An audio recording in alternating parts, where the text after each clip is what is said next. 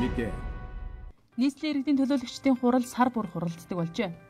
Нийслэлийн иргэдийн төлөөлөгчдийн хурал улиралд нэг удаа хуралддаг байсан бол одоо сард нэг удаа хуралддаг болсон байна. Хотын өнгө төрхийг 4 жилийн хугацаанд эрс шинжилэн өөрчилсөн бүтээн байгуулалтууд хурдтай хийгдэж байгаа нь холбогдох шийдвэр тогтоолууд нийслэлийн иргэдийн төлөөлөгчдийн хуралдаас хурдан гарч байгаатай шууд холбоотой юм. 2012 оны 7 сарын 9-нд одоо нийслэлийн иргэдийн төлөөлөгчдийн хурлын энэ бүрэлдэхүүн албан ёсны бүрийнхээ хэрэгжүүлж ирсэн.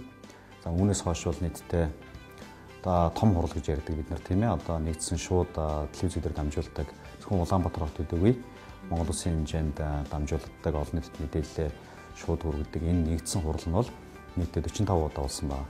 Ингээд тооцоод үзэхээр бол жилд бол нэг 11 удаа хуралдаж байна гэсэн.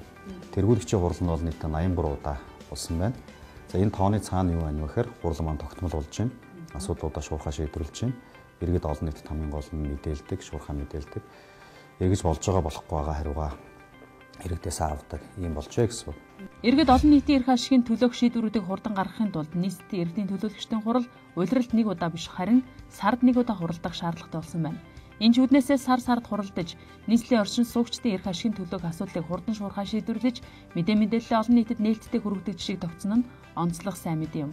2012 оны 7 дугаар сарын 9-ний өдөр бүрэн эрхээ хүлээн авсан нийслэлийн иргэдийн төлөөлөгчдийн хурал өнгөрч байгаа 4 жил дээрх шийдвэрүүдийг гаргахын тулд хэдэн удаа хуралдсан болохыг их сурвалж тоон мэдээлэлээр хүргэсэн юм а.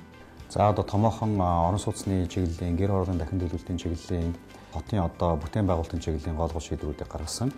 За нэгжийн тухайн хууль болон бусад холбогдох хуулийн заасны дагуу төсвөө баталдаг. За төсвийг дагсан холбогдох шийдвэрүүдийг гаргадаг, өмч хүчлийнхаа жагсаалтыг баталдаг, концессийнхаа зөвлөлийн жагсаалтыг баталдаг.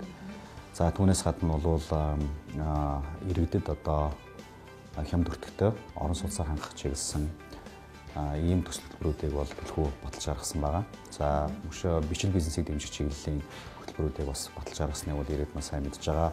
За бүтээн байгуулалтын төсөл хөтөлбөрийн чиглэлийн олон ажлуудыг бол бас баталж гаргасан. За үүний дагуу бол одоо өнөөдөр иргэдийн нүдэнд харагдаж байгаа бүтээн байгуулалтын ажлууд бол эрхцээгүүд баталгаатай болж явагдаж байгаа гэж ойлгож байна. Нийслэлийн иргэдийн төлөөлөгчдийн хурал хуралдааны давтамжаа нэмэгдүүлснээр хотын бүтээн байгуулалттай холбоотой бодлого шийдвэрүүд хурдан гарч нийслэлийнхнийг стресстүүлдэг зарим хүндрэлүүд нааштайгаар шийдэгдэж эерэг өөрчлөлтүүд гарсан сайн мэдээг хүргэлээ.